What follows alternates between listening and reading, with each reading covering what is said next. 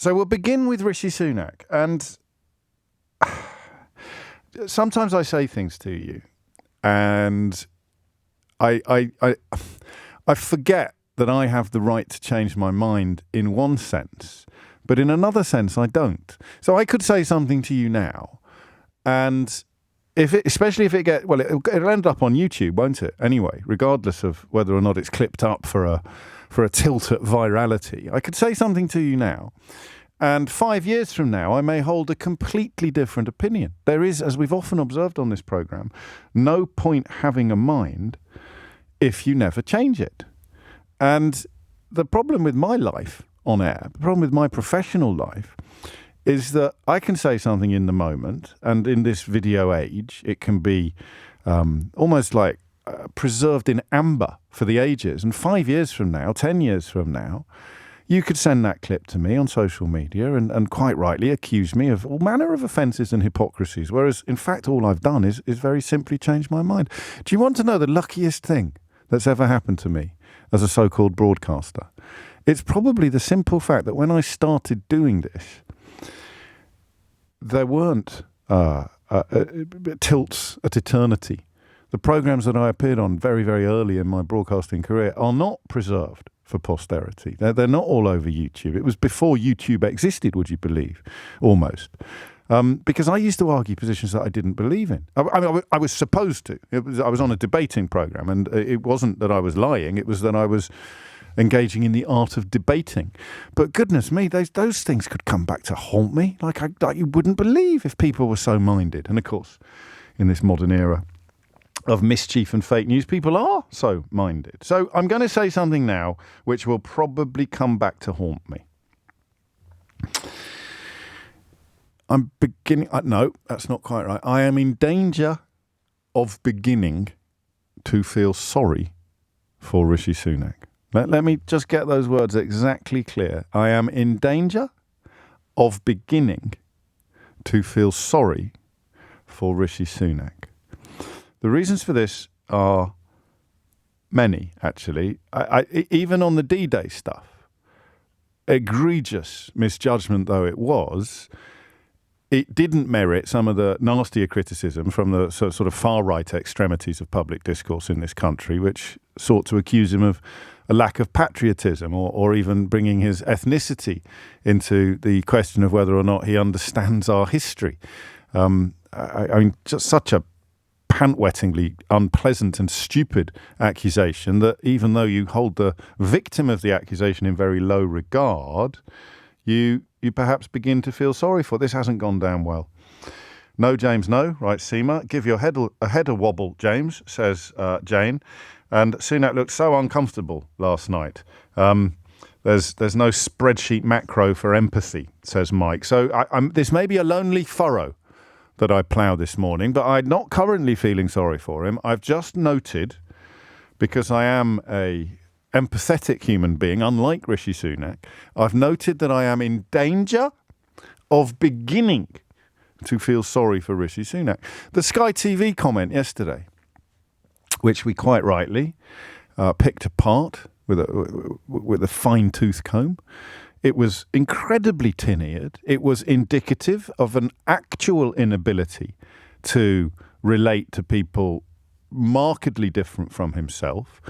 But again, nobody's born like that. It is a result of conditioning. And he's ended up being supremely ill-equipped for the job that he currently has. Supremely ill-equipped to be a campaigning Prime Minister after 14 years of Tory rule. And there's reason number 3 to be in danger of beginning to feel sorry for Rishi Sunak. How much of the misery he is currently enduring is a consequence of his own conduct, and how much is him effectively reaping what was sown by David Cameron, by Boris Johnson, by Liz Truss, and to a lesser extent by Theresa May. I mean, how much of Rishi Sunak's campaign is an exercise in can-carrying for his predecessors? And then, of course, you feel sorry for him because he's lumbered with some of the personnel consequences of that period.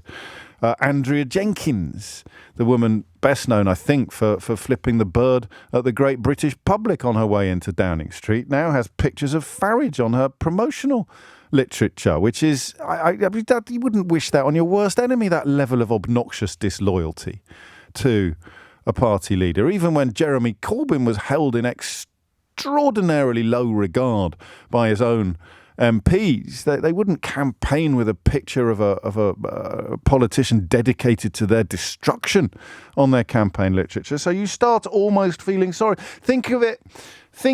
I'm going to turn this oil tanker around if it kills me. All right. So you can carry on sending me your snarky comments and your cynical responses, but I am coming back. Boxing. Right? Boxing. What do you have to be made of to relish and enjoy the bits of a boxing fight? It doesn't happen so much anymore because the referee tends to intervene. But if you were to go back in history, the moment where the fight is clearly won, it's over, but the loser is still standing, and the punches are still raining. He's propped up by the corner post or propped up by the ropes, and the opponent, the winner, the victor, is still raining punches on him, and the fella's head's gone, his eyes are rolling in his head, and they're just punching and punching. Now, even if you hate the losing fighter, even if you have put your life savings on the winning fighter, even if you have dedicated your entire boxing watching life to despising the character now getting absolutely destroyed in the ring, what do you have to be made of to relish that, to actually enjoy the sight of somebody suffering in public on an extraordinary scale? Do you see what I mean now? Can you possibly see yourself as being in danger of beginning to feel sorry for Rishi Sunak? Jonathan doesn't. He writes, "It depends. Did the loser lie to us and help to destroy our country? ? Capital letters, keep punching." So, what I'd like to try, if indeed I can, is to confine calls in the first instance to people who voted Conservative in 2019 and or 2017, all right? 2017 is an interesting example because when Theresa May called that election, she did so because all of the polling showed that she was enjoying quite a healthy lead. In every demographic, would you believe? She was actually ahead of Jeremy Corbyn. By the time the election day came, of course, things were considerably closer than anybody had really foreseen, and Theresa May ended up coming out of that election even weaker than she went into it, on the advice of someone called Nick Timothy, who almost inevitably has been rewarded for his exceptional incompetence by becoming a regular columnist in the Daily Telegraph. I think he might even be fighting a seat for the Tories. That's part of the problem. That's another reason to feel sorry for Rishi Sunak. All of the people responsible for turning the Conservative Party into a clown car have been promoted and rewarded by both the party machine and the right-wing media. So what I'd like to do is confine early calls to people who voted Conservative in 2017 and 2019 and ask you what you think has gone so wrong. There's two questions here. What's gone so wrong for Rishi Sunak, and how much of it is his fault? So Tory voters from the last two general elections, I just in the first instance, I'm more interested in your a perspective on this. Nigel writes, no, not that one. Did you forget your medication this morning, James? Chris writes, absolutely not, James. The guy is richer than the king. Neil says, feel sorry for Rishi? Absolutely not. The quicker and the harder that he and the Conservatives at large are taken out, the better. That's from Neil in Wigan. I can think of 650 million reasons why I feel no sympathy for Rishi Sunak. Well, I'd take you back, Del, to my boxing analogy. The boxer getting pummeled may be picking up a £50 million purse for that fight, but there comes a point when watching somebody be pummeled appeals to your basic humanity, and you want it to stop. May need a bit more work, this analogy, or certainly this furrow.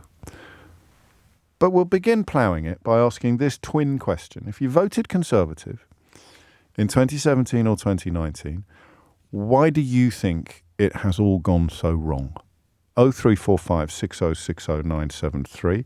And how much of what we are seeing, how many of the punches being landed on Rishi Sunak are Rishi Sunak's fault, as opposed to consequences of what has gone before over a period of at least 14 years?